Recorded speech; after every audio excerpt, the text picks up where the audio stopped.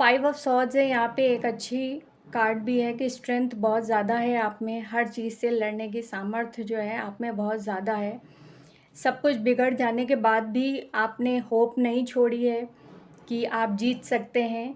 एक new start करने के लिए तैयार हैं, एक नई ज़िंदगी, बेहतर ज़िंदगी और प्रायोरिटाइज़ कर रहे हैं। थोड़ा शांति से बैठिए और अपने आप को जानें, अपनी लाइफ में आप क्या गोल सेट करते हैं, उसी की तरफ आप अगर जाएंगे गोल सेट करके, तो वो ज़्यादा बेहतर रहेगा आपके लिए।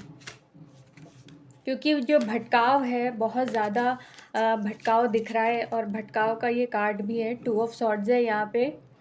तो आप डिसाइड नहीं कर पा रहे हैं कि आपको मनी वाइज जाना चाहिए या रिलेशनशिप वाइज जाना चाहिए, क्या करना चाहिए लाइफ में। तो देखिए, प्रायोरिटाइज़ तो आपको खुद करना पड़ेगा कि आपको मनी वाइज जाना है या लव वाइज जाना है या दोनों ही चाहिए। चॉइस हमेशा आपकी रहेगी, लेकिन ये जो कन्फ्यूजन है इसकी वजह से आप आगे नहीं बढ़ पाएंगे, लाइफ में स्टकनेस बनी रहेगी और रिज़ल्ट अगर आप चाहते हैं लाइफ में तो वो रिज़ल्ट आपको नहीं मिलेगा। एक रास्ता आपको चुनना ही पड़ेगा, उस रास्ते पे जाके ही आपको आगे पता चलेगा कि इसका रिज़ल्ट क्या आ रहा है। तो ये जो कन्फ्यूजन है माइंड में, उसको पहले हटाइए आप। जो मेडिटेशन करेंगे आप, अगर आध्यात्मिक तौर पे आगे बढ़ेंगे तो वहाँ से बहुत ज़्यादा बल मिलेगा आपको और आप काफ़ी हद तक एक कंक्लूजन पे आके एक रास्ते पे आप चल पाएंगे।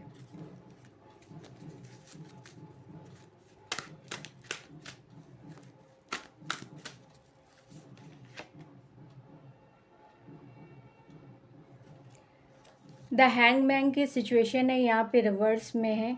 कोई एक सिचुएशन है लाइफ की अप्रैल में जहाँ पे आपको डिसीजन लेना है और बहुत हद तक आप इस सिचुएशन से निकलना चाहते हैं लेकिन निकल नहीं पा रहे हैं। बहुत सारी मेहनत कर रहे हैं मानसिक तौर पे या प्रैक्टिकली, आप जिस सिचुएशन में आप बेहतर जानते हैं अपने आप को, लेकिन उस सिचुएशन से आप नहीं निकल पा रहे हैं क्योंकि जब तक क्लियरिटी नहीं आएगी तब तक आप कैसे वहाँ से निकलेंगे।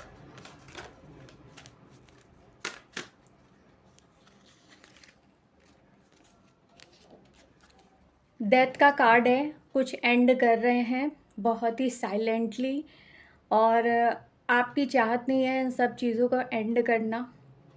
जिस भी सिचुएशन में आप हैं, चाहे रिलेशनशिप में हो, आप मजबूरन भी एंड कर रहे हैं, लेकिन ये जो एंडिंग है ये आपके लिए एक नई शुरुआत है। आप इन चीज़ों के लिए निराश बिल्कुल भी मत होएं कि सारी चीज़ें ख़त्म हो गई हैं लाइफ में। अगर रिलेशनशिप नहीं भी है, फाइनेंस में भी, ओवरऑल की मैं बात करी, चाहे कैरियर की भी हो, खासकर लव सेक्टर में यहाँ पे नज़र आ रहा है जो मैंने पहले बताया आप लोगों को।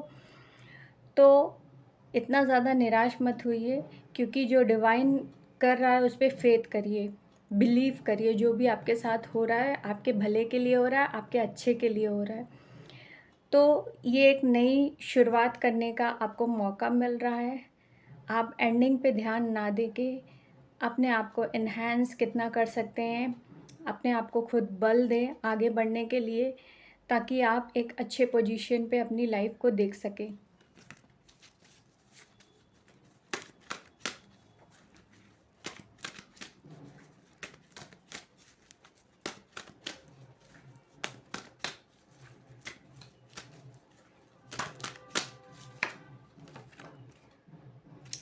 टू ऑफ कॉइन्स है, जगलिंग वाली सिचुएशन जो है, आप एक साथ हर चीज़ों को लेके चलना चाह रहे हैं, खासकर दो चीज़ों को लेके मेंटेन करने की लगातार कोशिश भी करते आ रहे हैं, लेकिन ये मेंटेन हो नहीं रहा है। जगलिंग वाली कंडीशन आपके माइंड में बनी हुई है। आप सोच रहे हैं कि रिलेशनशिप को भी चला लेंगे या फाइनेंस सेक्टर को भी, आप दोनों तरफ हैप्पीनेस चाह रहे हैं। ठीक है, विचार सभी के ऐसे होते हैं कि लाइफ में हम खुश रहें, लेकिन कभी कभी क्या होता है, आपको एक चीज़ पे काम करना होता है। एक रास्ते पे आप काम करके स्टैंड हो जाते हैं, तब आपको दूसरा रास्ता अपनाना चाहिए। फ़ोकस्ड कहने का मतलब मेरा ये है कि फ़ोकस्ड आप पहले एक चीज़ पे करें। अगर माइंड में कॉन्फ्लिक्शन रहेगा 2 चीज़ों को लेके, तो कोई भी एक अच्छा डिसीजन नहीं निकल के आएगा।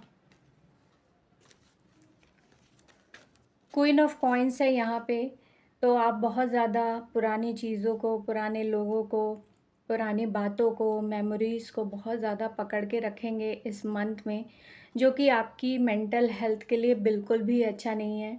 आप डिसाइड करिए कि आपकी मेंटल हेल्थ के लिए क्या अच्छा है, क्या नहीं है। अगर आप जान रहे हैं कि बहुत सारी मेमोरीज़ बहुत लोग बुरे भी देते हैं, अच्छे भी देते हैं, तो हमें कोशिश करना चाहिए कि हम अच्छी चीज़ों को याद करें, बुरी चीज़ों से हम बचें, या हमें रिमाइंड करने की ज़रूरत नहीं है, लेकिन हम ही अपने मन को एग्रीमेंट देते हैं कि हाँ, आप याद करिए। तो थोड़ा-सा कंट्रोलिव अपने मन में होना चाहिए कि हम पुरानी जो यादें हैं, हम उसे याद नहीं करेंगे, जो भी ख़राब चीज़ें हमारी लाइफ में हुई हैं।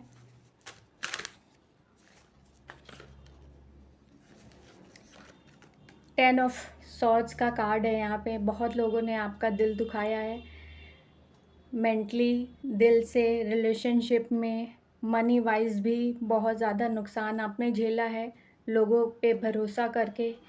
आप में इतनी ज़्यादा हिम्मत नहीं बची है।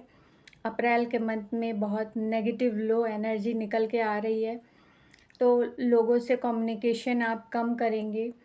लेकिन मेरा एक सजेशन यही है, लियो सिंह राशि वाले, कोई भी आपका फ्रेंड है या कोई भी ऐसा करीबी इंसान है जिससे आप बात करके भरोसा करते हैं, तो थोड़ा-सा आप लोग उनके साथ अपनी बातों को साझा करें, क्योंकि दिल में घुटने से आपको बहुत ज़्यादा एंग्ज़ायटी या डिप्रेशन में आप जा सकते हैं।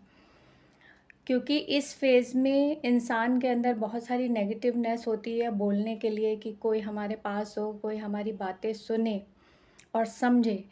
तो अगर कोई भी ऐसा इंसान आपकी लाइफ में है, तो आप बहुत ज़्यादा लकी हैं कि चाहे आप उन्हें बहुत ज़्यादा मानते हो या ना मानते हो, लेकिन आपको ऐसा लगता है वो समझते हैं आपकी बातों को, तो आप उनसे शेयर करें अपनी जितनी भी बातें हैं, अपनी चीज़ों को अंदर घुटने ना दें, क्योंकि इस फ़ेज़ में अकेला रहना बिल्कुल भी आपके लिए अच्छा नहीं है।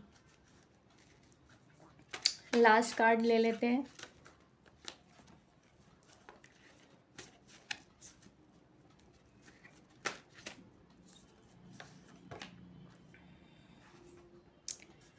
लियोस क्वीन ऑफ सॉर्ड्स का कार्ड है यहाँ पे, तो बहुत अच्छा कार्ड। एक लड़ने की जो सामर्थ्यता है वो आप में बहुत ज़्यादा है, और आप हार मानने वालों में से नहीं हैं। ये फ़ेज़ ऐसा रहेगा, अप्रैल का मंथ, बहुत सारे distractions, heart break, sadness, negativeness बहुत ज़्यादा हावी रहेगी, लेकिन आंतरिक तौर पे आप जानते हैं कि आप निकल जाएंगे इन सब चीज़ों से। आप में ये सामर्थ्य है बुरी चीज़ों से लड़ने की, एक कैपेसिटी, क्योंकि जो लियोज़ होते हैं, सिंह राशि वाले होते हैं, सन का प्रभाव बहुत ज़्यादा रहता है इनके ऊपर, तो बैटल्स बहुत सारी आएंगी लाइफ में, लेकिन उनसे निकलने का तरीका जो है आपको अच्छे से आता है, और आप झुकने वालों में से बिल्कुल भी नहीं हैं। सजेशन के तौर पे, जैसे मैंने पहले बताया, कहीं ना कहीं अपने फ्रेंड्स के साथ रहें, अकेले ना रहें, और अपनी बातों को साझा करते रहें, दिल में घुटते बिल्कुल भी ना रहें। फेजेस है, ख़राब है, कोई बात नहीं, कल अच्छे हो जाएंगे। ऊपर वाले पे आप भरोसा रखें, और दूसरा, अपनी जो कमियां हैं उन पे ज़रूर आप काम करें। चाहे लव रिलेशनशिप में हो, बार बार अगर आप धोखा खा रहे हैं, तो लोगों को पहचानने की कोशिश करें। अंधे नहीं बने रहें अपने लव को लेके, क्योंकि बहुत बार ऐसा होता ही है लियोज़ के साथ में। जब आप प्यार करते हैं तो सामने वाले की गलतियां नहीं देखते हैं, जो कि बहुत गलत है। सही को सही देखना, गलत को गलत ही देखना चाहिए। चाहे आपके माँ बाप हो, चाहे फ्रेंड्स हो, रिलेटिव्स हो, कोई भी हो, सही सही होता है, गलत गलत होता है। लेकिन आप अपने पार्टनर गलत भी करते हैं, लेकिन आप प्यार में उनको लेट गो करते रहते हैं, जिसका नतीजा ये होता है कि आप पे ही आके वो पीठ पे छुरा भोंक देते हैं। तो ये बात बिल्कुल भी सही नहीं है आपके लिए। भरोसा करने से पहले 10 बार सोच लें।